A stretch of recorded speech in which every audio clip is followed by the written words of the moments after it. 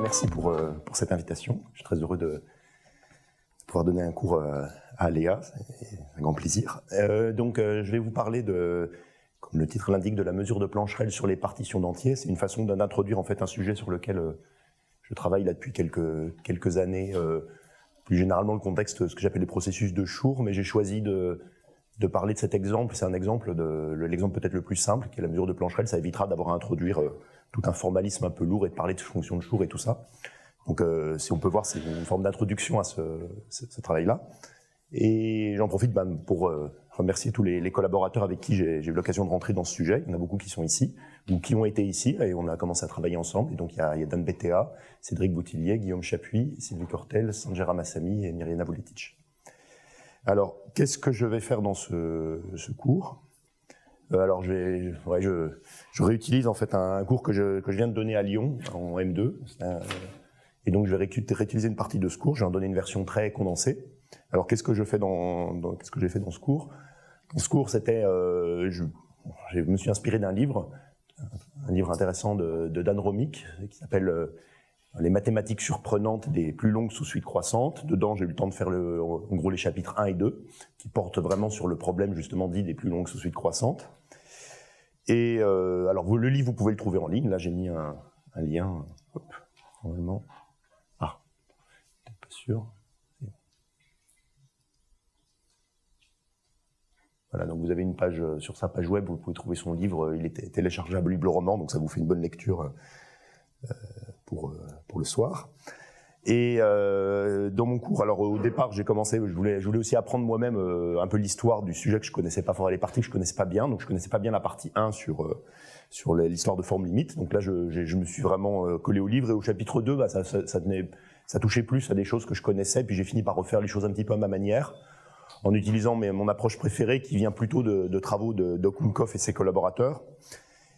Donc j'ai utilisé une autre méthode qui utilise des fermions et des méthodes de point-colle pour les asymptotiques. Alors je me suis dit que c'était ça que je voulais raconter à Aléa, parce que j'ai des origines en physique, donc les fermions c'est bien. Et puis comme on est à Aléa, on adore tous la méthode du colle. Et donc et puis en plus l'approche est très jolie et assez robuste, donc je pense que ça vaut le coup de l'apprendre. Elle s'applique aussi au cadre plus général des processus de Schur. Alors attendez, qu'est-ce que j'ai après ? Oui, avant les définitions. Alors je voulais dire, donc il y a le livre que vous pouvez trouver, et si vous voulez les notes, j'ai écrit des notes de cours. Alors pas sur tout mon cours, mais juste sur cette partie justement qui est un peu différente du livre de Romick. Alors elle est sur une page web, donc là je sais pas si vous voyez vous pouvez la lire. Donc l'adresse.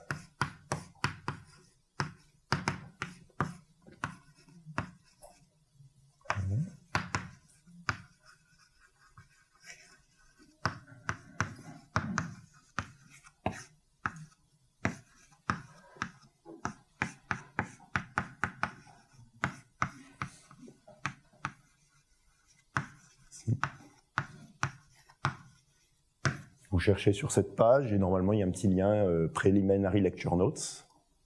Voilà, avec il y a aussi un avertissement qui a plein d'erreurs parce que elles viennent juste d'être écrites. Et alors là les notes ont été écrites justement après avoir fait la première partie du cours, donc il y avait des rappels de notation que peut-être que vous connaissez sans doute pas. Et donc ici là dans les transparents, je vous fais un petit je vais peut-être mettre aussi ces transparents-là en ligne, un petit rappel accéléré qui permet d'arriver directement à la partie qui sera intéressante, enfin que je vais traiter dans le cours. Alors allons-y justement, donc pour les définitions un petit peu plus rapides. Donc, est-ce que je suis censé...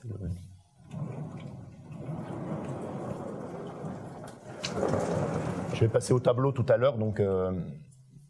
Je vais copier des définitions. Alors déjà, on va parler de partition. De partition d'entier. C'est des choses des objets assez classiques de la combinatoire. Alors qu'est-ce que c'est une partition d'entier ? C'est une suite de nombres entiers, strictement positifs, qui a une longueur finie, et puis on les arrange de manière décroissante. C'est une manière, alors on dit une partition d'entier parce que c'est la manière de décomposer un nombre en une somme de parties, et l'ordre ne compte pas, donc tant qu'à faire, on va les ordonner de manière décroissante. Voilà. Donc, la lettre canonique pour une partition, c'est lambda. Et puis après, on ordonne les parties lambda 1, lambda 2, etc. Alors, ça s'arrête, c'est des entiers. Et on s'arrête quelque part. On appelle ça la longueur. L de lambda, qui peut dépendre de lambda, c'est la longueur. Et la somme des entiers, c'est ce qu'on appelle la taille de la partition, enfin c'est le nombre qu'on décompose. Puis on peut étendre la définition en disant qu'au-delà de la longueur, on met 0, la suite est à 0. Alors une représentation graphique qu'on utilise quand même bien, c'est les diagrammes de Young. C'est un tableau, on met des petits carrés, et on met des rangées de carrés qu'on va empiler, on va les aligner à gauche. Et puis alors avec la convention française, donc on va de bas en haut, donc on met la part la plus longue, la ligne la plus longue, on la met tout en bas. Là, donc là pour la partition 4, 2, 2, 1, je mets une ligne de 4 carrés, puis une ligne de 2 carrés, 2 carrés, 1 carré, donc c'est une représentation du diagramme de Young. Voilà. Alors ensuite, pour définir la mesure de Plancherel, j'ai besoin des tableaux standards. Donc ça c'est encore un objet très classique.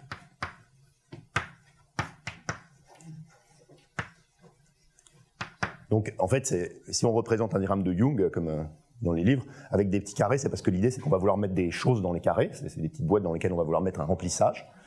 Et là, donc la manière la plus simple de faire, c'est le tableau de Young standard, où on va juste mettre des entiers, les entiers de 1 jusqu'à la taille de la partition. Donc là, j'ai une partition de taille 9, donc je vais mettre les entiers de 1 à 9. Et on va pas le faire complètement de manière arbitraire, on va le mettre de façon à ce que ça soit un remplissage qui soit croissant le long des lignes et des colonnes. Donc en fait, le 1 est forcément tout en bas à gauche, et puis après, on augmente le long des lignes et colonnes. Voilà. Et ce dont on va avoir besoin, c'est surtout le nombre pour une forme donnée, pour une partition donnée.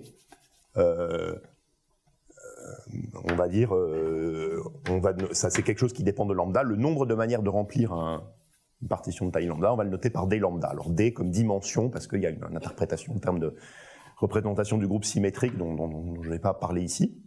Et donc c'est une quantité qui dépend de lambda, il a une formule explicite qui est donnée par ce qu'on appelle la formule des équerres. Mais en fait on va faire sans la formule des équerres, en fait on va la prouver au passage, ou peut-être demain en exercice. Voilà.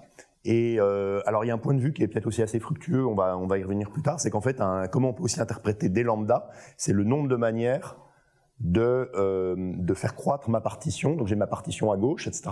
Et j'imagine que j'ai un processus de croissance où je pars de la partition qui est vide, il n'y a aucune boîte, et puis je rajoute les boîtes une par une, de manière à ce qu'à chaque étape j'ai bien un tableau de Young. C'est-à-dire que je dois forcément, la première boîte que je dois rajouter, c'est forcément celle-là, parce que c'est ça. Et ensuite, je vais rajouter une deuxième boîte, donc je vais mettre le 2, ça correspond à la boîte, la deuxième que je rajoute.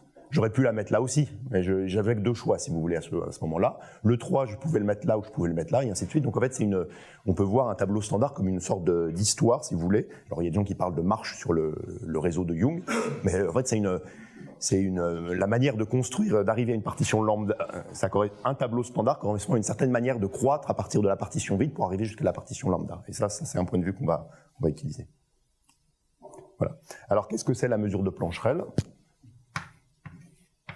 Ben, en fait, justement, alors bon, on ne sait pas exactement le fait de pondérer alors j'ai tellement l'habitude de faire mes trucs en anglais, donc je vais peut-être même écrire au tableau en anglais, mais c'est pas Plancherel déjà. Donc c'est une mesure qu'on met sur l'ensemble des partitions. Alors la première version de la mesure de Plancherel, c'est qu'on fixe une taille donnée, c'est la version canonique. On va munir l'ensemble des partitions de taille n, bon évidemment c'est un ensemble fini, d'une mesure de probabilité qui est la probabilité de voir apparaître une certaine partition lambda, c'est proportionnel au carré du nombre de tableaux semi-standards, pardon. Donc, alors je l'écris comme ça de manière un petit peu informelle. L'autre manière que je vais utiliser plus tard, c'est que je vais noter lambda avec un exposant n. Alors je le mets en exposant parce que les indices, ça correspond vraiment aux parts de ce que j'appelle les parts de la partition. Okay. Donc pour moi, lambda n, ça va être une partition aléatoire dans mes notations. Et je demande c'est une variable aléatoire, quelle est la probabilité qu'elle soit égale à une certaine partition lambda donnée. Ben, la formule, c'est celle que vous avez là. C'est d lambda au carré divisé par n factoriel si lambda est une partition de n. Alors oui, ce petit symbole que j'utilise, c'est le symbole standard pour dire que lambda est une partition de n. C'est juste un symbole. Et puis, si jamais c'est autre chose qu'une partition, ou si c'est une partition qui a une taille différente, je mets 0. Voilà. Alors, première petite remarque, c'est bien une mesure de probabilité. Pourquoi ? Parce qu'il y a une identité qui est bien connue, qui est juste que la somme des probabilités vaut 1. Autrement dit, le n factoriel, c'est la somme sur toutes les partitions de taille n de d lambda carré. Et alors, il y a deux preuves bien connues, enfin deux résultats classiques de ça. La version, alors il y a un aspect dont je ne parle pas trop, qui est la théorie des représentations, c'est la théorie des représentations du groupe symétrique. Et ce qu'on est juste en train de dire avec cette identité-là, c'est qu'en fait, dans la théorie des représentations, la question qu'on se pose, c'est on a un groupe ici, ça va être le groupe Sn. Il y a une représentation particulière qui s'appelle la représentation régulière. Dans le cas d'un groupe fini, en fait, elle contient toutes les représentations irréductibles. Donc on a une représentation, la représentation régulière, c'est le groupe agissant sur lui-même, et donc la dimension, c'est n factoriel, c'est la taille du groupe. Et ensuite, on se demande comment ça se décompose en représentations qu'on appelle les représentations irréductibles, qu'on ne peut pas décomposer. Et il y a un résultat très classique qui dit que pour tout groupe, la taille du groupe est égale à la somme sur les représentations irréductibles du carré de la dimension des représentations irréductibles. Alors ici, dans cet aspect-là, la seule chose qu'il faut savoir, c'est que d lambda, c'est la dimension de la représentation irréductible indicée par la partition lambda. Alors ce qui est aussi ce que je parle pas, c'est que oui, les représentations du groupe symétrique sont indexées par les partitions, mais c'est pas. Et donc voilà, on est juste en train d'utiliser cette formule classique. Elle serait vraie pour n'importe quel groupe, et là on l'applique pour le groupe symétrique. Elle donne cette formule-là. Oui. Ça veut dire que le facteur de n peut s'écrire par la somme finie de carrés. Je crois que c'est vrai, oui, effectivement, comme ça fait remarquer, il y a des gens qui. Si on peut mettre des 1, ça marcherait aussi. Je l'ai jamais vu sur la déflation. Non, Je vais prendre des 1. Bref. Alors, une version bijective de tout ça. Donc ça, c'est la version algébrique. Et puis maintenant, il y a la version bijective, en combinatoire. C'est expliqué par un algorithme qui s'appelle la correspondance de Robinson-Shenstedt. Alors, j'en parle pas non plus, et je crois qu'elle a peut-être été présentée par un cours à Léa, je crois, il y a quelques années. Il y a Mireille, je crois, il me semble, avait fait un cours là-dessus. Et c'est en fait juste, ça a été expliqué par une bijection entre l'ensemble des permutations Sn et l'ensemble des triplets lambda PQ, où lambda c'est une partition de n, et PQ c'est des tableaux standards de taille lambda. Et donc du coup, ça vous explique immédiatement cette formule-là. Parce que pour un lambda donné, le nombre de paires PQ qui ont la forme lambda, c'est d lambda carré, et puis en somme sur toutes les partitions, donc on trouve cette formule-là. Donc c'est la preuve bijective classique de cette formule. Alors qu'est-ce qu'on apprend aussi, quand on je ne vais pas la présenter, cette correspondance, mais une propriété importante de cette correspondance, et qui en fait est un petit peu motivée peut-être aussi la raison pour laquelle elle a été introduite, c'était d'étudier le problème des plus longues sous-suites croissantes. C'est-à-dire que si on a une permutation sigma et qu'on lui associe son triplet lambda PQ, en particulier on va oublier les tableaux en fait, mais on va utiliser surtout lambda, la partition. Alors la première part de lambda, le plus grand élément, ça correspond à une quantité qui est intéressante dans la permutation sigma, c'est ce qu'on appelle la longueur de d'une plus grande longue sous-suite croissante. Donc plutôt que de dire ça, pour donner un exemple, on représente la permutation sigma, là je vais prendre une permutation de taille 7, je la représente comme un mot, c'est-à-dire que 3, 1, 6, 7, 2, 5, 4, ça veut dire c'est sigma de 1 c'est 3, sigma de 2 c'est 1, etc. Voilà. Et en rouge, je souligne une plus longue sous-suite croissante, par exemple le 3, 6 et 7, c'est un sous-mot de ma partition qui a longueur 3, il est croissant. Il y en a d'autres, je pourrais faire 1, 2, 4, etc. Mais vous pouvez vous convaincre qu'il n'y a pas d'autres, il n'y a pas de plus longue sous-suite croissante, il n'y en a pas de longueur 4, je crois, dans mon exemple. Donc voilà, donc L de sigma pour cette permutation, c'est 3. Et si j'appliquais je ne fais pas l'exemple, mais si j'appliquais la correspondance, je trouverais une partition dont la première part aurait longueur 3. Donc, ce qu'on apprend par alors oui, il y a une version plus générale de ce théorème qui caractérise complètement la partition lambda, c'est ce qu'on appelle le théorème de Green. Je ne vais pas en parler. Et le problème de la plus longue sous-suite croissante, donc c'est un problème classique qui consiste à essayer d'étudier le problème de la plus longue, caractériser les propriétés asymptotiques de Ln quand sigma c'est une permutation aléatoire uniforme. On prend dans le groupe symétrique de taille n, on prend uniformément au hasard une partition. Et on se demande quelle est l'asymptotique de Ln. C'est une variable aléatoire, mais est-ce que, je sais pas, est-ce qu'il y a une concentration, des fluctuations, comment on peut caractériser tout ça? C'est une partie intéressante là, qui est vraiment l'objet du livre de Romick. Et ce qu'on apprend aussi immédiatement par la correspondance, c'est que, a priori, c'est un problème qui parlait des permutations, mais en fait, on passe très vite par la correspondance de Robinson-Chestet aux partitions, et donc le problème est équivalent à celui de comprendre la distribution de la première part d'une partition lambda, n, quand lambda est distribué par non pas sous la mesure uniforme, mais sous la mesure de Plancherel. Voilà. Alors, un petit peu d'histoire. C'est un problème assez riche. Il a été introduit par un physicien, Ulam, qui avait introduit la méthode de Monte-Carlo pour la simulation. Il s'est dit, ah bah, c'est un petit problème que je peux essayer d'attaquer par ça.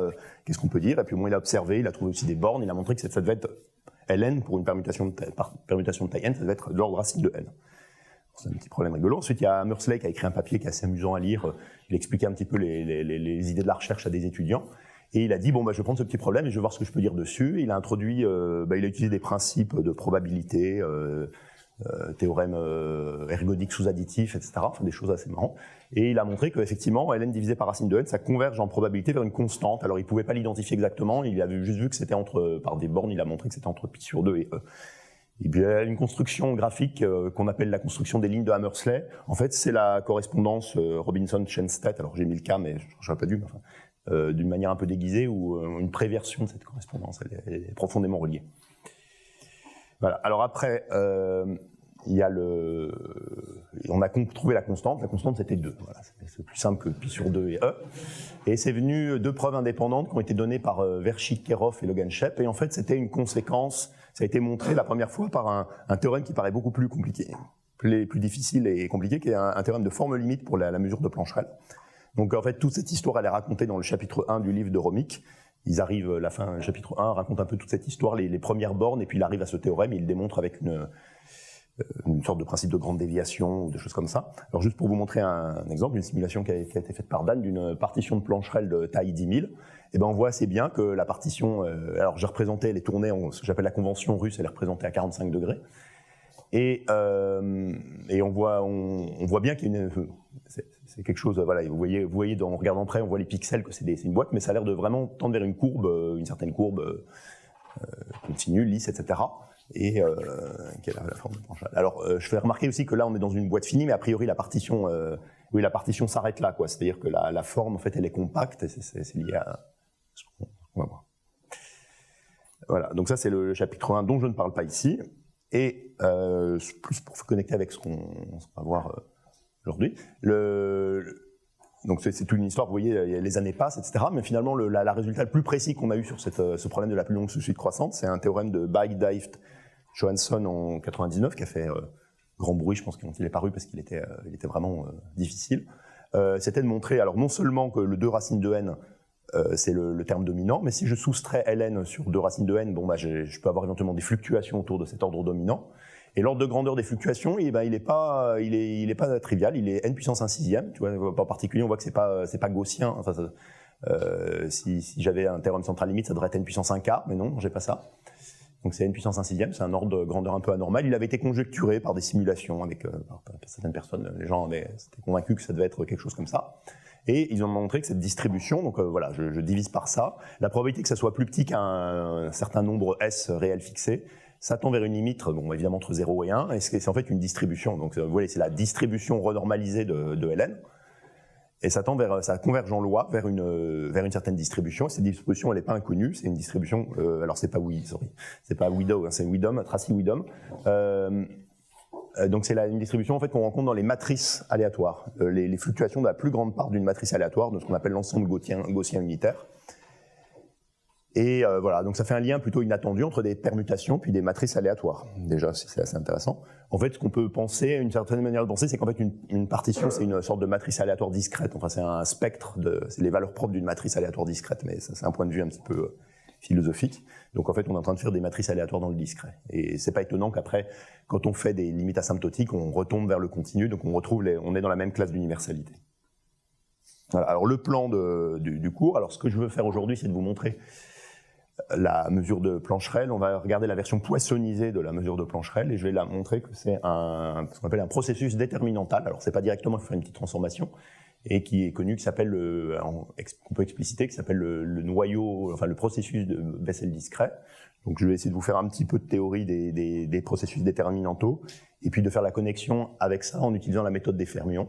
Voilà. Et demain, on va faire l'asymptotique, et puis on va regarder ce qu'on appelle les limites bulk et les limites edge, alors là je l'ai en anglais. Donc on va voir, on va pas prouver le résultat de Vershik-Karov limit shape, mais on va voir quelque chose qui ressemble à ça, on va essayer d'étudier la densité asymptotique, on va retrouver quelque chose qui est en cohérence avec ça. Et puis on va faire une limite un peu plus fine, on va faire une sorte de limite locale, et on va trouver ce qu'on appelle le processus sinus discret. Et puis ensuite, quand on va zoomer, alors si vous voulez, l'idée c'est que voilà, on va regarder cette image-là. Donc là, la forme VKLS, c'est la forme vue de loin. Ensuite, ce qu'on va faire, c'est qu'on va zoomer un petit peu quelque part dans mon image. Donc par exemple, on va zoomer au milieu, c'est ce que j'appelle la limite bulk. On va regarder ce qui se passe localement autour de ce point-là.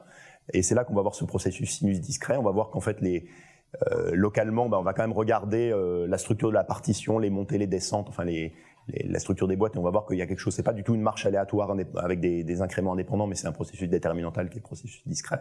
Et la limite edge, ça consiste à aller zoomer au voisinage de l'extrémité de ce qui se passe par là, au point 2, et d'aller regarder les fluctuations à ce niveau-là. Et là, la densité s'annule, donc en fait, voilà, donc à ce moment-là, ce que je vais appeler les particules, je vais introduire ça après, vont devenir plus écartées, donc on va avoir un processus qui n'est plus discret mais qui va être continu. On va trouver un processus qui est également bien connu qui s'appelle le processus d'Airy, et on va avoir une sorte de preuve de ce théorème de Pike-Dyke-Jones. Donc juste tous ces résultats apparaissent en fait dans deux papiers qui sont un peu dans la préhistoire du sujet, enfin quand même, bon c'est pas si vieux que ça, mais c'est bien avant que je m'y intéresse. Et donc c'est des papiers de Borodin, Okunkov, Olonchansky et Johansson. Mais là on utilise en fait une méthode qui a été développée, des méthodes qui ont été développées plutôt par Okunkov et ses collaborateurs dans le contexte plus général des mesures de Schur et des processus de Schur. Et on va ici, comme je vous ai dit, c'est pour la simplicité. On se concentre sur cet exemple. La mesure, alors oui, on va passer très vite à la mesure de Plancherel poissonnisée, c'est-à-dire que la taille de la partition va plus être fixée, mais elle va être aléatoire et fixée et prise selon une variable de Poisson de paramètre θ. Ça simplifie bien les choses. Donc en fait, là j'ai la mesure de taille fixée, mais la mesure, je vais le faire avec un θ. Donc la version poissonnisée, je vais le mettre avec un exposant, je vais mettre des crochets autour comme ça. Bon. Et du coup là c'est une mesure sur toutes les partitions. Et la dépendance en lambda ressemble un petit peu, c'est toujours proportionnel à d lambda carré, mais maintenant la taille elle est plus fixée, donc je vais la prendre lambda factoriel carré, et puis θ puissance lambda, et e puissance moins θ. Okay. C'est la mesure, la version poissonnisée. Ce que vous voyez assez bien, c'est que si vous conditionnez sur n, que la taille de lambda c'est n, en gros, vous voyez que vous retrouvez la mesure précédente, parce que tous ces facteurs-là dépendent que de la taille, donc c'est bien proportionnel à d lambda si on a conditionné sur la taille, d lambda carré si on a conditionné sur la taille. Et puis ensuite, si vous sommez sur lambda en utilisant le fait que ça vaut n factoriel, vous voyez que la loi de la taille, c'est bien une variable de Poisson de paramètre θ. Et on s'attend en gros que la description de l'un et de l'autre soit équivalente, il y a une sorte d'équivalence des deux ensemble. Quand θ devient grand, c'est un peu comme si on prenait n grand. Donc il y a des hypothèses techniques à vérifier, mais... Alors la construction de départ, bon, ça c'est quelque chose que j'ai peut-être déjà montré ici, c'est qu'en fait on va passer à des particules. Si on va avoir un processus déterminantal, on va passer à un processus ponctuel. Donc c'est le mieux de le faire de manière graphique. Mais bon, si vous voulez la version graphique, c'est qu'en fait si j'ai une partition, le truc c'est que dans une partition, je peux répéter des éléments. Donc ça, c'est pas très pratique quand on veut faire des processus ponctuels, d'avoir plusieurs éléments, c'est moins sympathique. Donc on préfère bien séparer les éléments entre eux. Et la manière de le faire, c'est juste que on a une suite qui est faiblement décroissante, mais c'est facile de la transformer en suite strictement décroissante. On retranche, je sais pas, on pourrait faire lambda 1 moins 1, lambda 2 moins 2, lambda 3 moins 3, etc. Ça serait une suite strictement décroissante. Pour des raisons de symétrie, je vais travailler avec des demi-entiers. Donc je vais mettre, je trouve que c'est plus joli de travailler avec des demi-entiers. Donc ça va être, je vais regarder un ensemble de... En fait, ça va être une suite strictement décroissante, mais autrement dit, je peux voir ça comme un ensemble. Donc je vais faire lambda 1 moins 1,5, lambda 2 moins 3,5, etc. Lambda 3 moins 5,5. On va demi-entier entier. Donc ça, c'est un sous-ensemble de ce que je vais noter Z', le dual de Z, si vous voulez, c'est-à-dire l'ensemble des demi-entiers.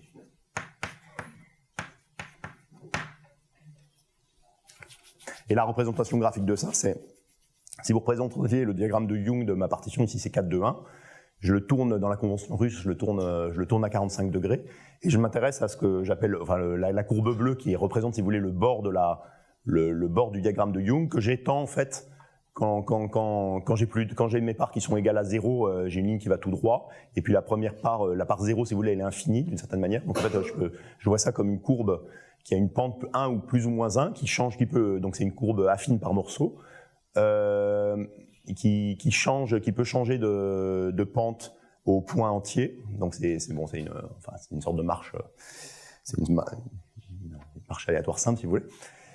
Et dans ce langage-là, en fait, les éléments de S de lambda, ça correspond aux positions où j'ai une descente. Donc dans mon dessin, quand j'ai une descente, je projette ça sur la ligne, je mets ce que j'appelle une particule, c'est un point noir. Et puis quand j'ai une montée, je mets une absence de particule, un trou, c'est un point blanc. Okay. Et donc les positions des particules, ici, c'est là où il y a les descentes de la marche, quoi. Donc, voilà. Vous voyez, avec mon exemple, là, S de lambda, 7,5, parce qu'au point 7,5, ah oui, par convention, c'est plus naturel pour symétrie que dire que la particule, elle vit entre les points entiers on la met au milieu, quoi. On va la mettre au milieu. Donc c'est pour ça que je mets des demi-entiers, c'est plus sympa parce que ça permet de réfléchir facilement l'image. Il y a une symétrie en fait assez évidente dans le problème qui est qu'en fait un diagramme de Young, je peux le réfléchir par rapport, alors là dans mon image ça serait une symétrie verticale. La mesure de Plancherel elle est invariante sous cette symétrie et donc dans cette symétrie ce que je suis en train de faire, je fais une symétrie verticale et j'échange le rôle des particules et des trous. Donc mes noirs deviennent blancs et réciproquement. Donc ça serait de passer au complémentaire de l'image. Voilà. Et donc voilà, donc en fait c'est un résultat, le résultat qu'on va énoncer c'est quelque chose qui porte sur S de lambda, pas directement sur la partition, sur S de lambda. Et voilà, et donc le théorème d'aujourd'hui c'est de dire que ce processus est un processus déterminantal. Donc ce qu'on est en train de dire c'est qu'en fait, donc ici j'ai un lambda θ, c'est une partition aléatoire, S de lambda θ c'est un sous-ensemble aléatoire de mon ensemble des demi-entiers. Et je vais caractériser la structure de cet ensemble par ce qu'on appelle les fonctions de corrélation. Donc en fait, je vais observer ce qui se passe aux positions U1 jusqu'à UN. Je donne un ensemble fini de points et j'ai observé la probabilité qu'il y ait des particules à ces points-là. Donc la probabilité que U1, UN, mon ensemble, soit inclus dans S de lambda. Okay. Si je suis capable de calculer cette quantité pour tout U1, UN, essentiellement je caractérise tout parce que je suis capable de tout mesurer, en faisant des différences. Je peux aussi regarder évidemment si je connais la probabilité que U1 soit dans mon ensemble, 1 moins la probabilité que U1 soit dans mon ensemble, c'est aussi la probabilité qu'il n'y ait pas de particules, quoi. Donc je peux tout construire par inclusion-exclusion. Et donc si je donne une formule pour ça, essentiellement je dis tout ce que je veux sur le processus. Et un processus déterminantal, c'est un processus dans lequel cette probabilité est donnée par un déterminant. Un déterminant de taille n, donc en fait j'ai une sorte de matrice. J'ai une matrice indicée, alors là c'est une matrice infinie qui va être indicée par Z'. Je forme la sous-matrice dans laquelle je ne garde que les lignes et les colonnes qui sont dans l'ensemble que j'observe. Donc je fais la matrice dont les entrées c'est, alors ici je la note Jθ de UJ, je ne prends que les points que j'observe et je forme le déterminant de taille n qui correspond à ces points-là. Je calcule ça, alors déjà ça doit être entre 0 et 1, donc c'est quand même une condition pas évidente. Et voilà, mais c'est ça. Alors non seulement ça c'est vrai, mais en plus il y a une formule explicite pour ce Jθ, cette matrice, c'est ce qu'on appelle le noyau. Alors on voit ça comme on peut appeler ça un noyau, et c'est le noyau de Bessel discret, il a cette expression-là. Donc on va la montrer, hein, ça paraît un petit peu dur. C'est une somme sur les nombres demi-entiers positifs. Alors bon, ici ça vient de ma convention. Donc je prends ST pour une ST fixé des demi-entiers, je prends un autre L qui est aussi un demi-entier positif, donc ici je fais S plus L et T plus L, donc ça fait vraiment des entiers pour le coup. Et c'est JS plus L, etc., de 2θ, machin, et ça c'est la fonction de Bessel d'ordre n, dont je ne vous donne pas la définition parce qu'on va la calculer, voilà, mais enfin, en tout cas c'est une fonction de Bessel, donc c'est quelque chose de connu. Voilà, et en fait on est très content qu'on en a ça parce qu'on a l'expression, on peut faire toutes les asymptotiques qu'on veut. Oui. Est-ce qu'il n'y avait pas une formule de Bessel qui faisait justement des comptages génératifs en termes de ces fonctions de... Alors oui, je crois que l'approche historique de Baik, Johansson, c'était d'utiliser en fait une identité qui est due à Bessel pour la distribution de la plus grande part et dans lequel les fonctions de Bessel apparaissent, c'est sans doute pas étonnant. Donc en fait, il y a une formule de Bessel qui donne pas, qui est pas ce théorème-là, mais qui est un truc qui donne la distribution, si tu veux, de la plus grande part. Là, oui, il y a une identité, je la connais pas bien comme ça, mais qui la donne non pas comme alors avec un déterminant de Toeplitz, je crois, à la place d'un déterminant de, bref. Voilà. Et demain, on fera l'asymptotique. Voilà. Donc une fois qu'on connaît Jθ, les questions qu'on peut se poser d'asymptotique, c'est, on ramène le problème d'asymptotique au problème de comprendre l'asymptotique du noyau, et voilà, ça c'est la théorie générale. Voilà, donc on en a fini pour la présentation. Voilà.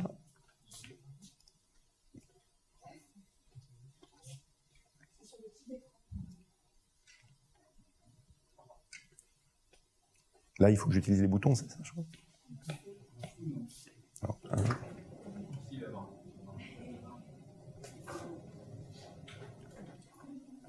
Alors, avant de, donc pour commencer, ce que je voulais dire, oui, je vais raconter 2-3 choses sur les processus déterminantaux.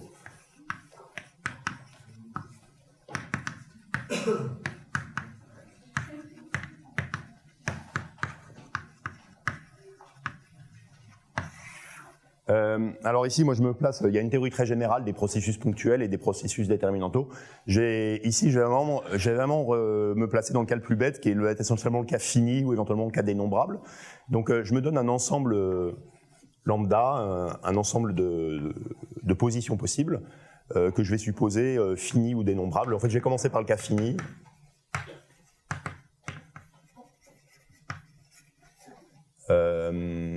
Bon, pensez par exemple, ça peut être justement, ça va être Z'.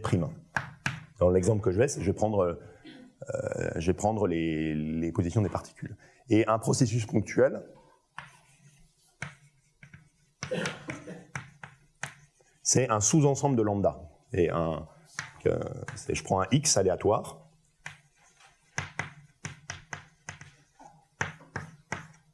Qui est un sous-ensemble. Donc je prends des parties aléatoires de mon ensemble.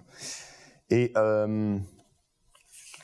donc si vous voulez la définition, donc comme j'ai dit rapidement, ce qu'on appelle les fonctions de corrélation.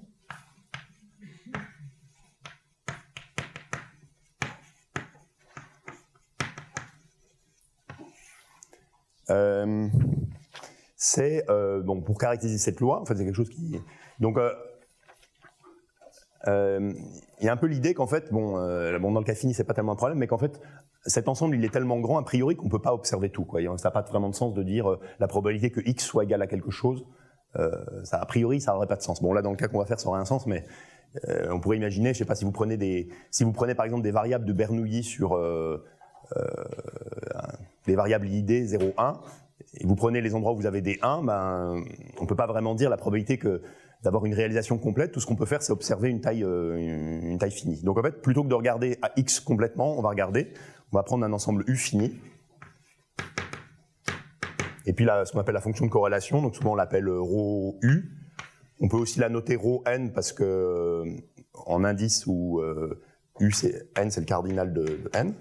Et ben c'est simplement la probabilité, non pas que X soit égal à U, mais que X contienne U. Voilà. Et donc, on peut aussi le noter, c'est souvent noté aussi en explicitant les éléments de U, U1 jusqu'à UN. Dans cette notation, il est sous-entendu que, alors là, je vais regarder aussi, il y a toute une théorie des processus généraux, etc. Là, je regarde des processus simples. Donc, quand on a des processus simples, on sous-entend que les variables sont différentes, et si jamais on en met deux pareils, ça fait 0. Voilà. L'idée, c'est que si jamais j'en avais deux, si c'était non nul et que j'avais deux arguments identiques, ça voudrait dire que j'ai deux fois le même élément qui apparaît deux fois dans l'élément, donc ça serait un processus pas simple, mais je ne vais pas rentrer là-dedans. Et donc c'est la définition, si vous voulez.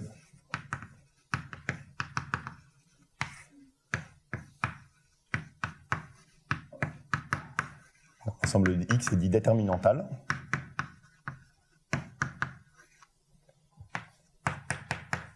S'il existe un noyau, donc c'est une sorte de matrice indicée par mon ensemble entier, K de lambda fois lambda dans, alors ça peut être en général c'est dans C, c'est pas forcément des réels.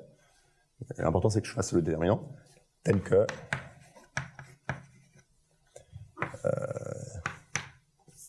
la fonction de corrélation, ρ n de U1 jusqu'à UN, c'est le déterminant.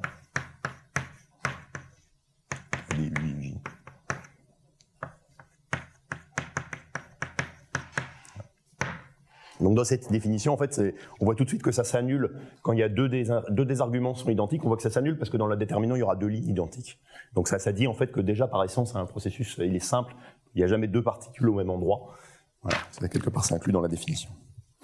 Donc bon, un petit exemple un peu tout bête, c'est de prendre simplement c'est de prendre une matrice qui est diagonale.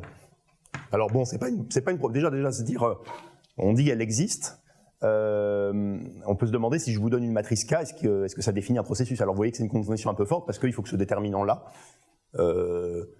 il soit entre réels, il soit entre 0 et 1. C'est une probabilité, donc il y a une condition. Alors on peut, la condition, j'ai passé elle connue en général. Quand tu rajoutes un point, ça décroît. Il y a plein de... Ouais. En fait, il y a un théorème. Alors, alors je dois citer peut-être les gens. Donc c'est Odile Mackie qui a introduit ce truc-là, d'ailleurs en physique, justement avec les fermions. C'est très joli dans les années 75 qui a introduit cette notion-là. Elle appelait ça les processus de fermions. Et puis après, il y a eu un théorème c'est un théorème qui a après été raffiné par Sochnikov et qui donne en fait un critère alors dans un cadre beaucoup plus général, etc. Avec ou des noyaux continus. Mais en fait, en gros, alors dans le cas où K c'est une matrice hermitienne ou un opérateur hermitien, et ben en fait, en gros, une condition nécessaire et suffisante. Et bon, qu'il y a une trace. Enfin bref, il y a des hypothèses, mais en gros, il faut que les valeurs propres soient entre 0 et 1. Il faut que les valeurs propres de K soient entre 0 et 1, et ça reste vrai quand on fait des restrictions, donc c'est pas cette propriété. Voilà. Alors un exemple, c'est juste de prendre une matrice diagonale. Égale, je sais pas, phi de x, si x égale y, et puis 0 sinon. Et là, on voit qu'en fait, c'est juste, en gros, c'est des variables indépendantes. C'est-à-dire que je suis en train juste de dire, alors si j'écris le déterminant, ben, le ρ1, je vais l'appeler ça ρ, en fait c'est là. Ce que je vois c'est que ça fait ρ de U1, ρ de UN si les points sont distincts, ça fait 0 si les deux points sont identiques, mais ça c'est pas grave. Et donc ce qu'on est juste en train de dire c'est que si vous voulez l'événement que U1, enfin si je regarde l'indicatrice, je sais pas, je vais regarder l'indicatrice que U1 est dans, enfin moi j'ai appelé ça les nombres d'occupation, c'est-à-dire le nombre de particules en U1, etc., le nombre de particules en UN, c'est des variables qui sont indépendantes, et puis chacune c'est une variable de Bernoulli dont le paramètre c'est ρ de I. Donc c'est juste des variables indépendantes.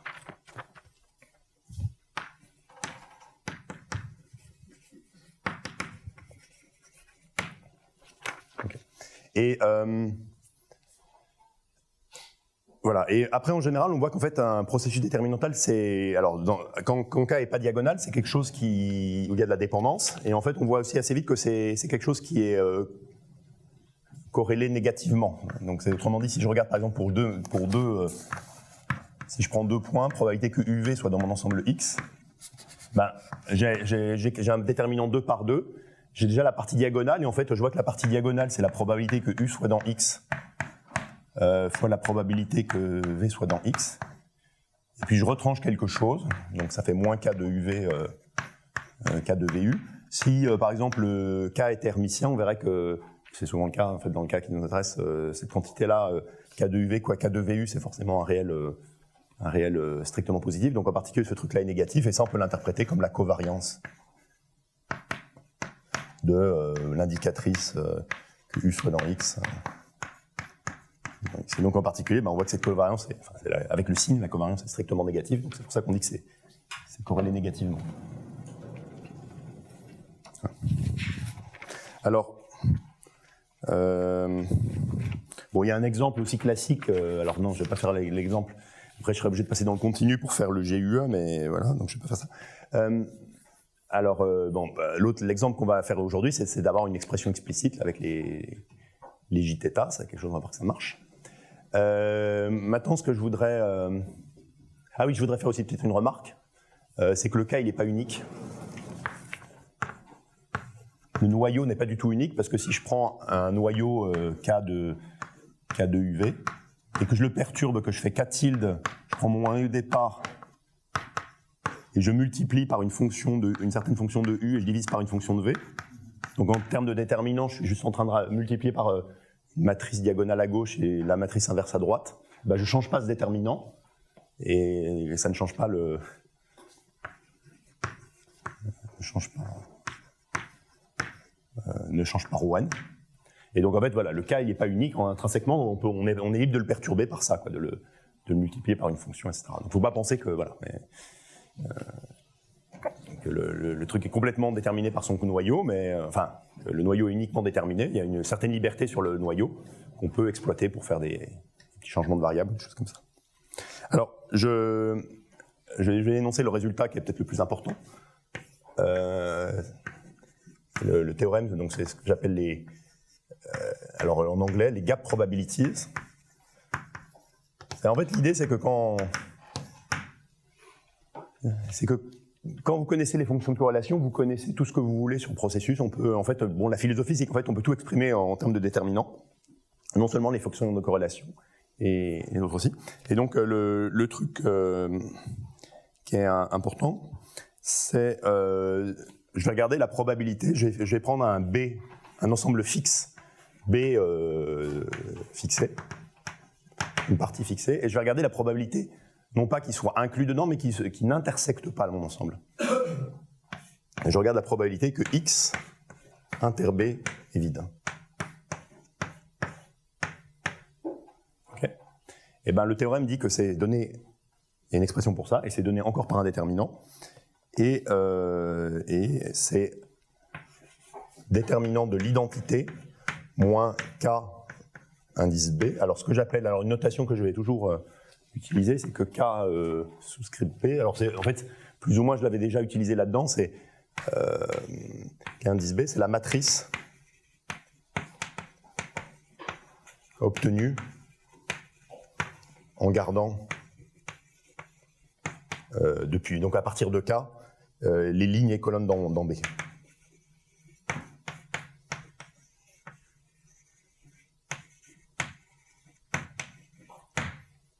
Okay. Voilà, donc bon, si bon B est fini, c'est une matrice de taille finie, on peut se dire que le théorème est vrai déjà pour les matrices de taille finie. Voilà. Alors après, il y a des raffinements de ça, je vais peut-être pas les énoncer aujourd'hui, hein. Je peux faire plus, je peux faire des séries génératrices, des choses comme ça. Je peux trouver par exemple la série génératrice des moments là c'est la probabilité que ça soit nul, mais en général ça peut être un ensemble donné. Je peux fabriquer la série génératrice des moments de tout ça, c'est aussi donné par un déterminant qui est juste une perturbation de ça. Voilà. Je vais donner la preuve, parce que je pense que s'il y a un truc à connaître sur les processus déterminantaux, c'est ça. Puis après, le reste, c'est un raffinement. Donc, on regarde la probabilité que X ne croise pas.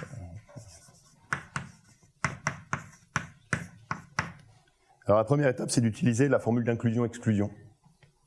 Et en fait, de dire que c'est la somme sur toutes les parties U de B.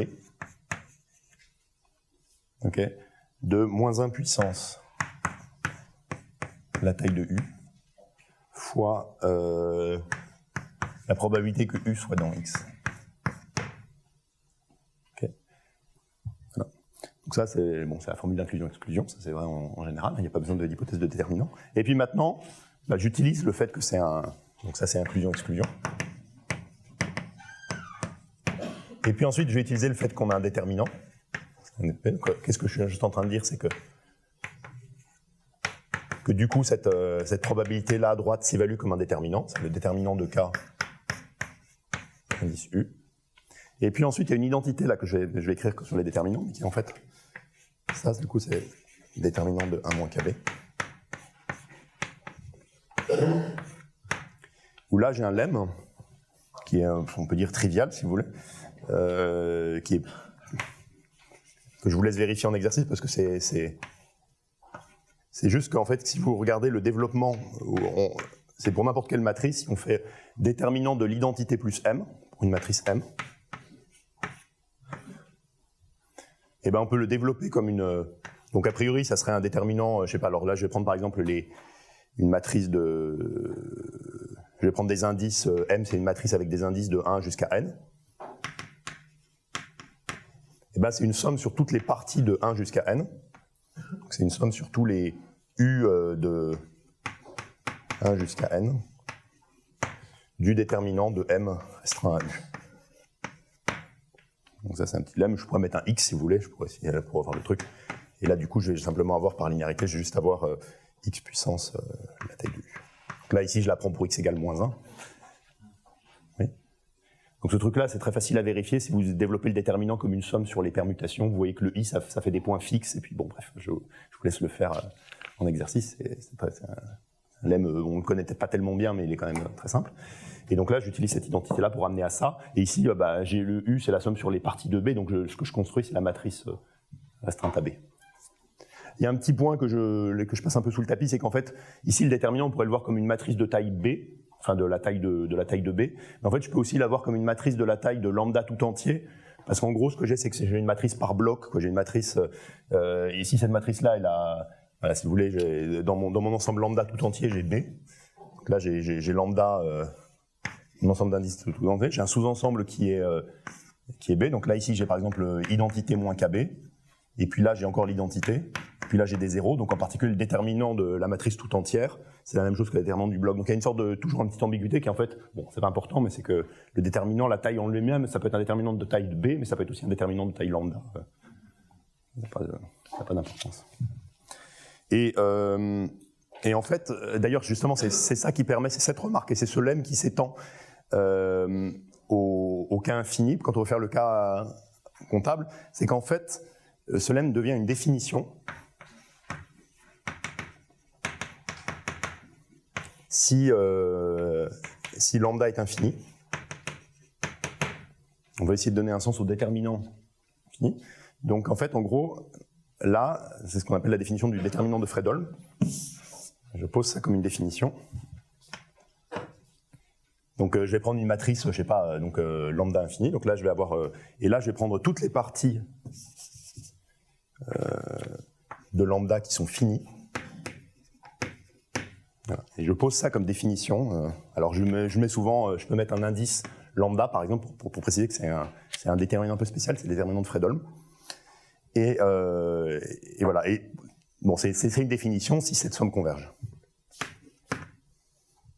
Si ça converge. Okay. Alors après, la question qu'on peut se poser, c'est dans quelles conditions sur M une telle somme converge. Là, je crois que je ne vais pas rentrer dans le détail, mais en gros, on peut voir que si M il a des bonnes propriétés de décroissance, la matrice elle a de bonnes propriétés de décroissance, alors cette somme, la somme de droite est absolument convergente. On utilise des bornes sur le déterminant qui sont les bornes de Hadamard. Donc ça, je raconte ça un petit peu dans les notes. Regardez dans les notes du cours. Il y a la borne de Hadamard. En particulier, le cas hermitien est particulièrement sympathique parce que borner le déterminant d'une matrice hermitienne positive, c'est en gros le déterminant, la borne de Hadamard dit que c'est juste le produit des entiers, c'est plus petit que le produit des entrées diagonales. Donc c'est très facile de borner. Donc du coup, on peut montrer que c'est convergent. Et pourquoi je raconte tout ça? Parce qu'en fait, ça permet d'étendre le théorème au cas d'un truc infini qui va nous intéresser. C'est-à-dire qu'ici, il faut voir ce déterminant-là, il faut le voir comme un déterminant de Fredholm quand B est infini. On peut mettre B infini, et pour peu qu'il y ait des bonnes hypothèses sur le noyau, déterminant de 1 moins KB, c'est quelque chose qui a un sens. Voilà. Et ça, c'est intéressant parce que si on pense par exemple au problème des plus longues sous-suites croissantes, on s'intéresse à la distribution de lambda 1, donc c'est en fait en gros la probabilité. En fait, lambda 1, c'est juste, rien de spécial, c'est juste le plus grand élément de tous. Et donc si on s'intéresse à la probabilité que lambda 1 soit plus petit qu'un certain t, c'est exactement la probabilité que S de lambda n, ma partie n'intersecte pas l'ensemble des entiers strictement plus grand que t. Donc mon problème de la plus longue sous-suite croissante, ou mon problème de la plus grande part, je le reformule comme une probabilité, un calcul de gap probability, de probabilité de vide, et du coup je peux appliquer cette formule-là. Si je sais montrer que S de lambda c'est déterminantal, et je calcule son noyau, et en gros la probabilité de ne pas dépasser un certain truc, ça va être donné par un déterminant de Fredholm.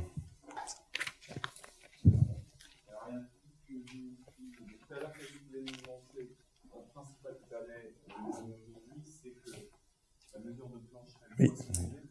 Donc là, il n'y a pas de détail fixé, il n'y a rien qui sort de rien. Ça, pour tout θ, oui. S de θ, c'est... Alors oui, effectivement, là, excuse-moi, ce que je vais montrer, c'est ça. Je vais le faire pour le truc là, et là, je vais pouvoir utiliser, oui, tu as raison, lambda n, il n'est pas déterminantal, mais celui-là, il est déterminantal. Donc tu as raison, et donc je vais utiliser cette formule-là pour le truc poissonnisé. après, on va utiliser une sorte à la fin des temps, pour faire une équivalence d'ensemble et montrer que on va devoir calculer l'asymptotique de tout ça, et on peut montrer que c'est la même chose. On va montrer que c'est équivalent. Donc, merci pour la remarque. Effectivement, je passe un peu vite. Voilà. Donc là, en 20 minutes, je vais essayer de vous faire des fermions. Je vais essayer de vous montrer pourquoi donc là, c'est la théorie générale. Voilà, bon, je vais laisser des trucs en exercice. Hein, pour ça. Et maintenant, je vais essayer de vous expliquer pourquoi cette bonne mesure poissonnisée sur les fermions, elle a des chances d'être... Donc, en fait, en gros, c'est juste une construction qu'on peut faire à partir de ça. Donc, alors vous avez, les fermions, ils peuvent apparaître sous différentes manières. Ici, ce que j'utilise, c'est une méthode qui est en fait une méthode qui est utilisée dans la quantification, ce qu'on appelle la seconde quantification. Donc bref, c'est pas. Voilà, bon, je ne vais pas rentrer dans les détails là. Ce que je vais regarder déjà je vais essayer de caractériser en fait l'ensemble des S de lambda que je peux obtenir. Donc je vais appeler ce qu'on appelle les configurations fermioniques. Je vais appeler les configurations. Ce que j'appelle une configuration, c'est une partie des. C'est un sous-ensemble de Z', mais qui n'est pas n'importe lequel, qui en particulier obéit par ça, tel que. Il y a un nombre fini de particules. Alors oui, une notation que j'utilise, c'est quand je mets un indice évidemment strictement positif, ça veut dire que c'est les demi-entiers strictement positifs. Donc ok. Donc ça, c'est l'intersection de S avec les entiers strictement positifs et les entiers strictement négatifs, l'intersection du complémentaire de S avec les entiers strictement négatifs sont finis tous les deux. Autrement dit, j'ai un nombre, si je pense en termes de particules, j'ai un nombre fini de particules positives et un nombre fini de trous négatifs. Autrement dit, tous les sites négatifs sont occupés, sauf un nombre fini. Et puis par contre, il y a un nombre fini de sites positifs occupés. En fait, je vois que c'est assez facile de voir que je pourrais mettre n'importe quoi ici, n'importe quel entier ici, ça ne changerait pas la condition. Donc là, je mets 0, c'est une convention. Et là, moi, ce que je vois bien, c'est que en fait, les S de lambda que j'obtiens, ils sont de ce type-là, quoi, parce que lambda, c'est un truc qui a un support fini, donc au bout d'un moment, c'est décroissant, donc au moment, tout sera négatif et il n'y aura plus rien. Et puis comme ça stationne à 0, on finit par tout remplir. C'est vraiment comme ça. Alors, j'obtiens pas toutes les configurations possibles, parce qu'en fait, ce que me convient assez bien, c'est qu'en fait, il y a un truc qui s'appelle la charge. C'est le nombre de particules positives moins le nombre de particules de trous négatifs. Je fais la différence des deux, ces deux quantités qui sont finies. C'est 0. Si S, c'est un ensemble qui est associé à une partition par là, quelque chose comme ça. On voit assez vite. Voilà, en fait, si vous voulez, il y a en particulier ce que je vais appeler le vide. Le vide, c'est simplement ce qui correspond à la partition nulle. Donc le vide, c'est S, en particulier, je peux prendre l'ensemble qui contient exactement tous les sites négatifs et aucun site positif. Voilà, ça c'est le vide. Et c'est associé à la partition nulle. C'est le S de la partition nulle. Et pour une partition quelconque, ce que je suis en train de faire, c'est que je suis en train de bouger quelques particules. Je les déplace, donc autrement dit, je conserve le nombre de particules. Donc en fait, voilà, c'est une sorte de preuve avec les mains que la charge d'une partition, c'est nul. Donc j'obtiens pas toutes les configurations possibles, mais en fait, à translation près, je les obtiens toutes, parce que l'application qui a une partition et puis un entier associe S de lambda plus un décalage, je décale tout avec un entier C, donc c'est un entier, et ça c'est une partition, c'est une bijection. Donc, autrement dit, j'ai quand même tout avec les partitions. Mais je dis que je n'obtiens pas toutes les... Alors, je vais noter S, l'ensemble des configurations, S ronde.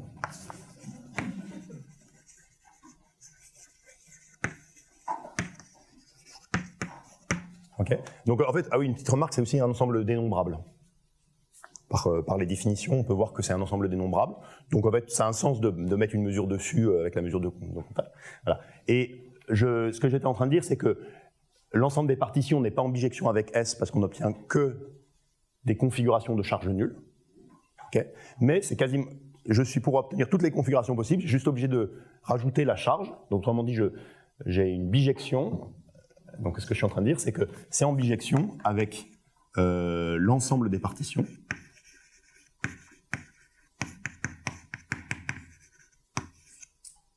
Croix Z, produit cartésien avec Z. Donc c'est une autre façon, oui. Tu nous refais la preuve avec les mains que les partitions sont changées.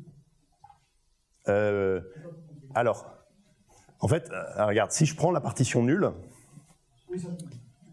j'ai vraiment que les entiers négatifs. Okay. Et si maintenant je prends un lambda quelconque, en fait, je suis en train, si tu veux, je vais les rajouter une par une. Autrement dit, pour créer lambda 1, je vais enlever la particule qui se trouve en moins 1,5 et je vais la mettre en lambda 1 moins 1,5. Donc cette opération, j'ai juste déplacé une particule, j'ai conservé la charge. Et ensuite, je rajoute lambda 2, j'enlève la particule qui se trouve en moins 3,5, je la mets en lambda 2, etc. Et toutes ces opérations, les unes après les autres, elles conservent, chaque fois, je conserve la charge. Voilà. Sur le dessin de tout à l'heure, on ne peut pas dire que la verticale sur la version russe, c'est la diagonale sur la Exactement. version française. Et il y a autant de Oui. pas horizontaux Tout à fait. avant que de Tout pas à fait, verticaux voilà. après. Ok, exactement, tu as tout à fait raison. Et le C, en fait, c'est juste un choix d'origine. Je pourrais obtenir un truc quelconque, le C, ça correspond à l'endroit où je mets. Bon, bref, c'est là où je mets mon origine, si je veux avoir un truc complètement quelconque. Ça ne peut pas tomber entre deux. Il ne peut pas y avoir un... Bon, on va peut-être... je vais peut-être essayer d'avancer, là, puisqu'il reste un quart d'heure. Donc voilà. Et en fait, le jeu, c'est que je vais faire des raisonnements sur ces choses-là. Je vais créer des... je vais considérer maintenant un espace, donc on va faire des opérateurs. Donc je vais regarder ce que j'appelle l'espace de Fock. L'espace de Fock, c'est un espace vectoriel, donc comment on fait en...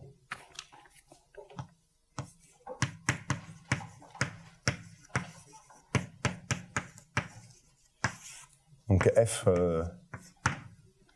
rond, c'est un espace vectoriel dont une base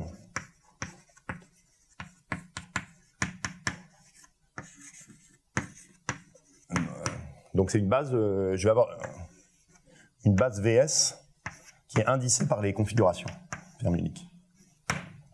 Donc c'est un espace de dimension infinie. Et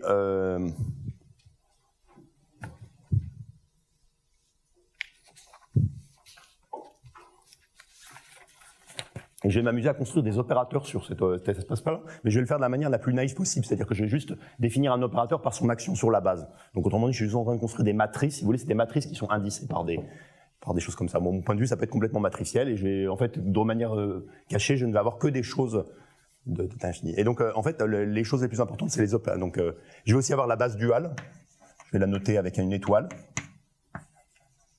Donc, je peux voir ça, si vous voulez, je peux voir ça comme des vecteurs, vous pouvez penser à ça comme des vecteurs colonnes, où le vecteur de base VS est un vecteur qui a des zéros partout, sauf en position S où il y a un 1. Et le dual, c'est juste le vecteur ligne, où il y a des zéros partout, sauf en position S où il y a un 1. Et on va faire les opérateurs, on va juste penser qu'on multiplie des matrices. Alors, je passe sous le tapis le fait que c'est de dimension infinie, et la question de... Voilà, mais on peut adopter un point de vue très naïf, ça marche aussi. Et ce que j'appelle les opérateurs de création...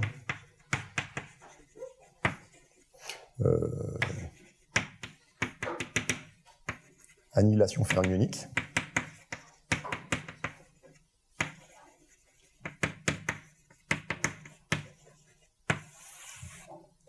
C'est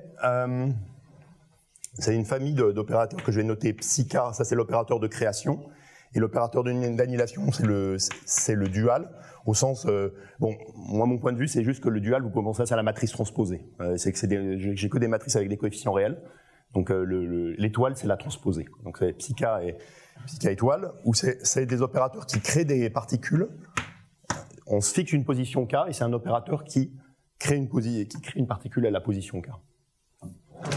Et comment je vais le définir? Je vais juste le définir par son action sur la base, psi-k, agissant sur un vecteur de base, CS, et ce que je vais faire, c'est que je vais essayer de rajouter une particule à mon ensemble. Donc là, c'est quelque chose, c'est un opérateur qui pour le coup ne conserve pas la charge, c'est quelque chose où je rajoute une particule. Et je vais dire que, alors, de deux choses l'une, soit je peux rajouter, soit mon K, il était déjà dans S, et j'ai pas le droit de rajouter deux particules, donc ça fait 0, juste que ça fait 0 si K est déjà dans S. Okay. J'ai pas le droit de mettre deux particules au même endroit. Mais si K n'est pas dans S, alors là c'est bon.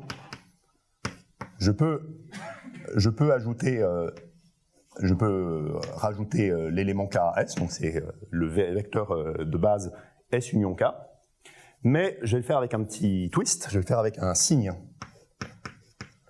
Ok, moins 1 puissance quelque chose.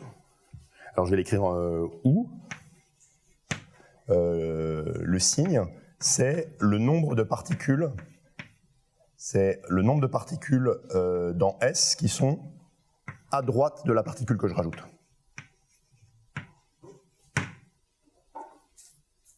Moins 1 puissance n, en n.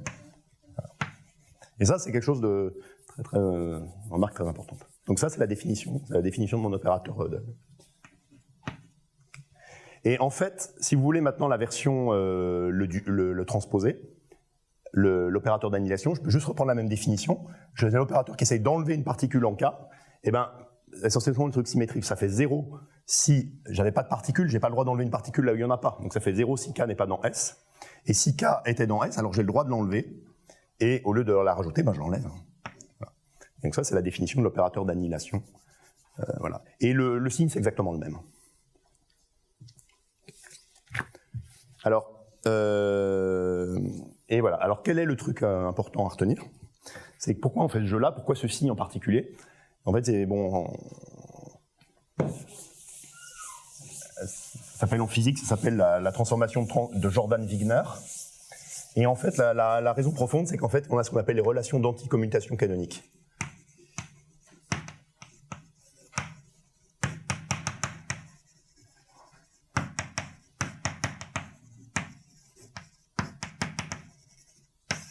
Donc je les énonce.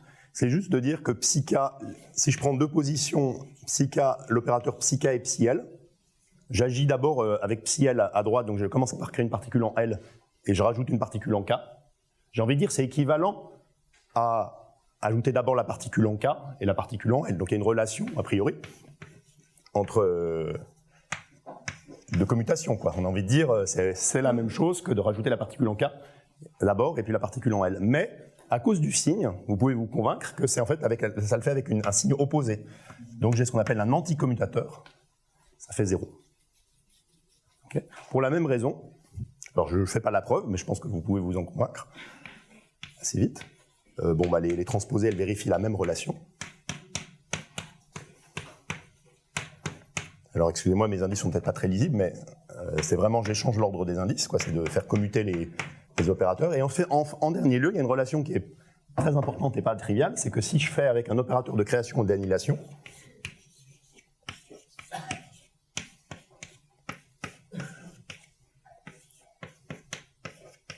alors on va se dire ça change, en fait vous pouvez, si K est différent de L, ça change rien, l'argument il est le même parce que le signe il va changer, ça fait 0 si K est différent de L.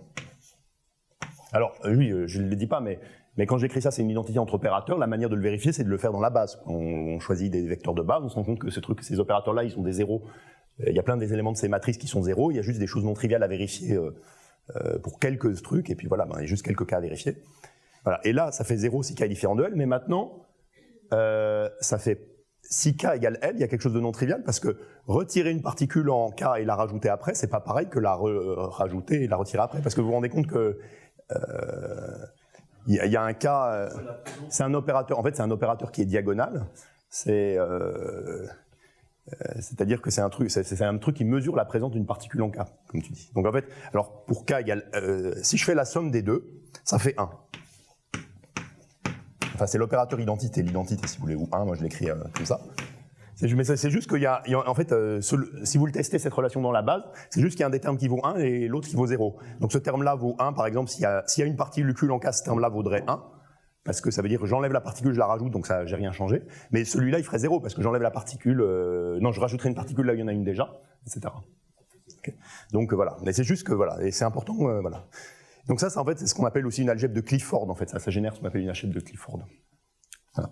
Alors il y a aussi un truc important, justement cette remarque-là, c'est que, donc c'est pas la relation d'anticommutation, mais c'est qu'en fait c'est une définition, ce que je vais l'appeler n indice K, qui est l'opérateur où psi K étoile psi K, c'est-à-dire j'enlève une particule et je la mesure, c'est un opérateur qui est diagonal dans ma base, il est diagonal dans la base, et il mesure, c'est ce que j'appelle l'opérateur de mesure, c'est-à-dire que nk agissant sur un vecteur de base vs, ça fait, ça laisse le vecteur invariant si k est dans S, et ça fait 0 sinon. Donc c'est quelque chose qui, c'est un opérateur dont les vecteurs propres, les valeurs propres sont 0 ou 1, et un vecteur de base, eh ben, il a valeur propre 1 s'il y a une particule, et 0 sinon. Voilà. Voilà. Donc en particulier, ce que vous voyez, c'est que ces trucs qui sont importants, qui vont être importants pour nous faire des mesures, on peut les construire à partir des opérateurs fermioniques.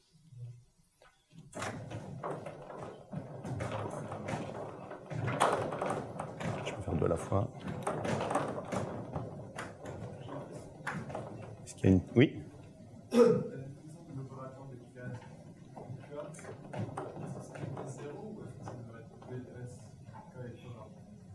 Excuse-moi, je termine ça. Je suis à toi.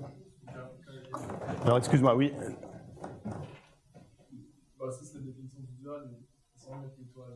Tu veux que je revienne au truc de départ? Voilà, donc ma question c'est est-ce que c'est bien 0 là ou ça doit être bien? C'est bien 0. C'est 0 si la particule est déjà là. Et si elle n'est pas là, je la rajoute et je le fais avec un signe. Et 0, c'est ce qu'on enlève. Non, l'opérateur de création, il rajoute une particule. Mais si on a déjà une, Eh bien, tu ne peux pas en rajouter une deuxième là où il y en a une déjà. Tu ne peux pas rajouter une particule là où il y a déjà. S'il y a déjà une particule en K, j'essaie d'en mettre une deuxième, je n'ai pas le droit.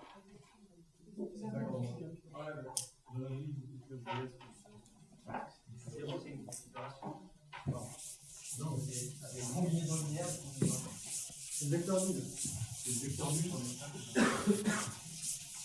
Ah oui, il ne faut pas confondre. Il ne faut pas confondre le vecteur nul et le vide. Le vide, c'est un vecteur. C'est un vecteur. C'est un état qui, c'est un élément non nul de mon espace de base. C'est un élément de base. Hein, c'est un élément de la base. Donc c'est un vecteur de base. C'est pas un vecteur nul. Je sais pas. Oui, le vide, c'est un état de ma théorie, quoi. Enfin, le vide existe, quoi. C'était nul. Ouais. Ok. Alors, où est-ce que j'ai mis mes notes? Donc pour faire ça. Donc en fait, le jeu, c'est qu'en gros, on va construire toute l'histoire. Le jeu des fermions, c'est qu'on construit tout à partir des opérateurs. Et en fait, le fait qu'ils vérifient ces relations sont très importantes parce que c'est elles qui rendent les calculs possibles. On va utiliser ces relations algébriques. Et donc juste pour vous donner comment on fait le lien avec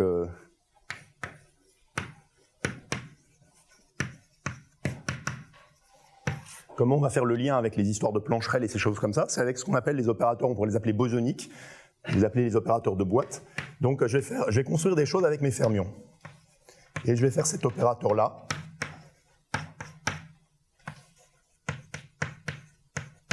Donc ça paraît bizarre, hein, je fais une combinaison linéaire qui paraît infinie de l'opérateur qui enlève une particule en K et la rajoute en K plus 1. Okay. En fait, je prétends que ce truc-là, il est bien défini parce que si vous agissez sur un vecteur de base, eh ben en fait, il y a toujours il y a qu'un nombre fini de termes qui peuvent contribuer. Parce que, peut-être un petit dessin un peu aidé, c'est juste que pour ce terme-là, il a une contribution non nulle sur un état donné, il faut que vous ayez une particule à enlever à gauche et une particule et un trou à droite. En K, il doit y avoir une particule, et en K plus 1, il doit y avoir un trou, et l'opérateur alpha, alors un des termes de alpha, il va essentiellement échanger le trou et la particule. Donc là, pour le coup, c'est un truc qui préserve la charge. Là, c'est quelque chose, je prends une particule et je l'échange, je fais l'échange. Ok. Et puis ensuite, il y a le transposé, c'est le truc où je vais au contraire aller vers la gauche.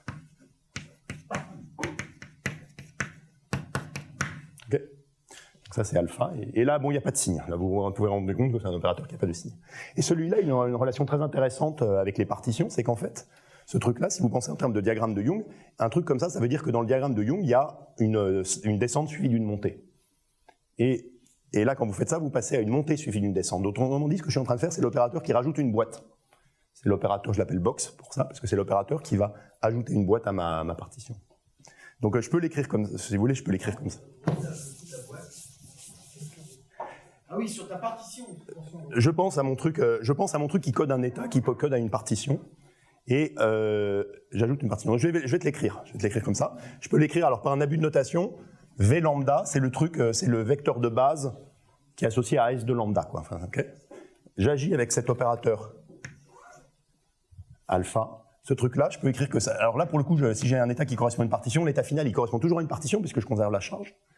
Et donc, je vais obtenir une somme sur toutes les partitions V mu, avec j'ai que des 1 en fait.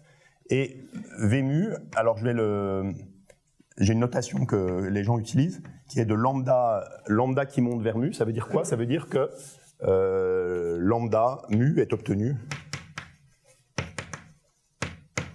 à partir de lambda en ajoutant une boîte.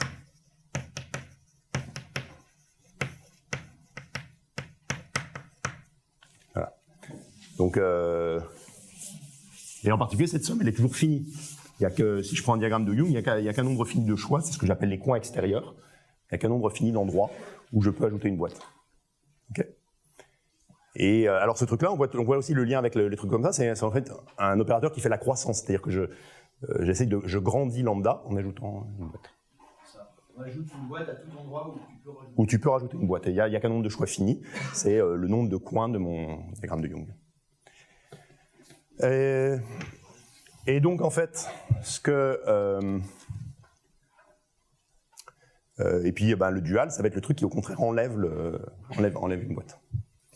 Et quelles sont les relations fondamentales? En fait, c'est des traductions. Ce qu'on peut faire, plein de choses. On peut écrire les relations de commutation, déduire des relations de commutation sur alpha à partir des relations d'anticommutation canonique. C'est toute l'importance qu'on a. Donc en particulier, une relation qui est importante. Je ne vais pas toutes les écrire, mais celle-là, elle est jolie. Ça fait c'est égal à l'identité, alpha étoile, alpha égale à l'identité. Vous pouvez vérifier ça à la main, c'est un peu compliqué. Mais en fait, il y a une interprétation combinatoire assez jolie qui est juste de se convaincre que, en particulier pour le terme diagonal, si vous voulez alpha étoile, c'est qu'en fait, en gros, cette relation repose sur l'observation qu'il y a, pour toute partition lambda, il y a le nombre d'endroits où on peut rajouter une boîte, c'est 1 de plus que le nombre d'endroits où on peut enlever une boîte. C'est le nombre de coins intérieurs, c'est le nombre de coins extérieurs. Autrement dit, dans une partition, il y a exactement le nombre de sites où je vois deux positions successives qui sont particules trou, c'est 1 de plus que le nombre d'endroits où il y a trou particule. Bon.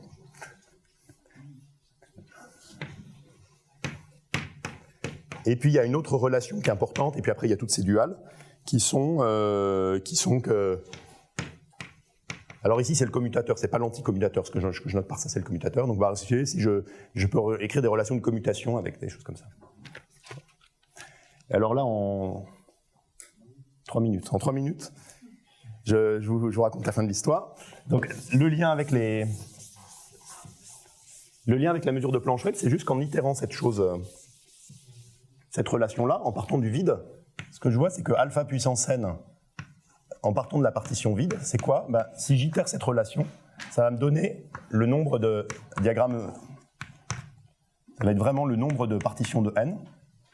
Et je prétends que ça sort facilement de cette relation-là. C'est juste en se rappelant qu'un diagramme de Young, c'est en fait, ça raconte l'histoire, ça raconte une histoire, comment je peux arriver à lambda en faisant croître la partition lambda en partant de la partition vide et en rajoutant une boîte à chaque fois. Donc en fait, j'itère cette relation en partant de 0. Et ce que je vois, c'est que j'ai une somme sur toutes les histoires, etc. Donc je déduis cette formule-là. Elle sort de là.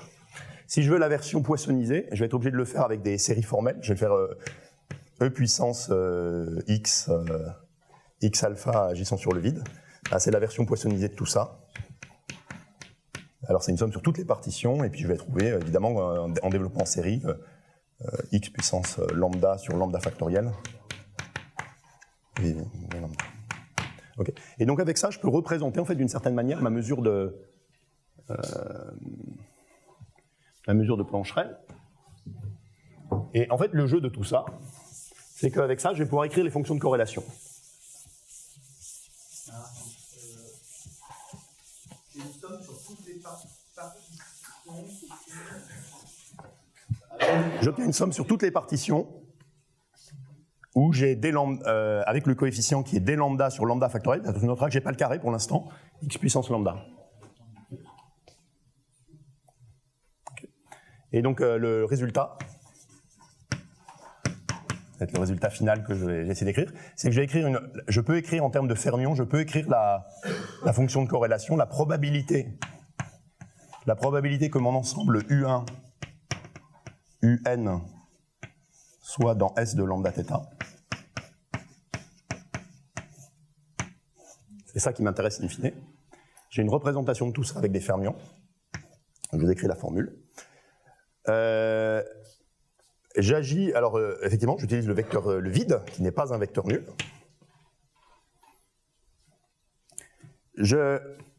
J'agis avec l'opérateur exponentiel x alpha étoile. Alors vous voyez à droite, j'ai que des étoiles, et à l'autre bout, je vais mettre des pas étoiles. Je vais mettre e puissance x alpha, agissant sur le vide. Donc voilà, vous voyez qu'à droite, j'ai quelque chose. Le truc que j'ai à droite, c'est je peux l'écrire dans cette base. En fait, je pouvais l'écrire comme ça dans cette base. À gauche, bah, c'est juste là, exactement le même truc, mais dual, quoi. Ok. Donc je vais avoir la somme sur lambda de des lambda sur lambda factoriel v lambda, x puissance lambda. Et entre les deux, qu'est-ce que je vais mettre? Je vais mettre les opérateurs de mesure. Je vais mettre n u1, n un. Dans cet ordre, ils commutent? Les opérateurs de mesure, oui, ils commutent entre eux en fait. Puisqu'ils sont diagonaux, ils sont tous diagonaux dans la base, donc ils commutent. Et puis j'ai une normalisation qui est e puissance moins x2. Donc en fait le lien c'est qu'il faut aussi mettre que x2 égale θ. Là vous voyez ça. Et là je peux donc cette relation elle est complètement évidente quand vous le décomposez dans la base, c'est juste que vous avez cette décomposition dans la base, le dual bah, c'est le même vecteur dual, et ça c'est des opérateurs qui sont diagonaux. Ces opérateurs sont diagonaux. Donc autrement dit, toute cette quantité, si je le développe dans la base, qu'est-ce que je suis juste en train de dire? Je suis juste en train de faire la somme sur toutes les partitions de d lambda carré sur lambda factoriel carré, e puissance x puissance 2 lambda.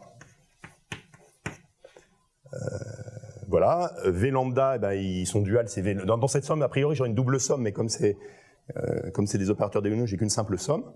Ok. Donc là, si j'avais cette somme complète, si j'avais pas ces opérateurs-là au milieu, ça serait une somme un peu triviale, parce que c'est juste, ça fait 1, parce que c'est la normalisation de la mesure de Plancherel. Mais ces opérateurs-là, l'effet là, c'est qu'en fait, ils annulent le vecteur si... voilà, et en fait, ils donnent juste l'indicatrice, c'est juste l'indicatrice, que mon ensemble U, il est dans S de lambda. Voilà. Et donc ça, c'est exactement cette définition-là. C'est vraiment la définition. Donc voilà, donc le résultat, c'est que grâce aux fermions, je peux écrire mes fonctions de corrélation. Et ce que je ne vous fais pas, mais qui est dans les notes, c'est que maintenant, on va utiliser... Donc on a utilisé un peu en partie déjà les relations d'anticommutation, des choses comme ça. Enfin non, on ne les a pas vraiment utilisées pour l'instant. Mais on peut utiliser l'algèbre qui se trouve derrière pour calculer ça explicitement. Et donc en particulier, il y a deux ingrédients. Bon, bah, il va falloir faire, on fait une première chose pour enlever ces opérateurs-là qui nous embêtent un petit peu. C'est ça qui fait apparaître les fonctions de Bessel. Je ne rentre pas dans les détails. Et deuxième étape, on utilise un truc qui s'appelle le lemme de Wick, qui dit qu'en gros, une quantité que j'obtiens comme, bon, j'appelle ça une valeur moyenne, si vous voulez, une valeur moyenne au sens des opérateurs. Une valeur moyenne d'un produit d'opérateurs fermioniques, c'est donné par un déterminant. On va s'arrêter, on va en cours demain, donc on va oui. en route, il y a aussi les exercices. Merci. Voilà.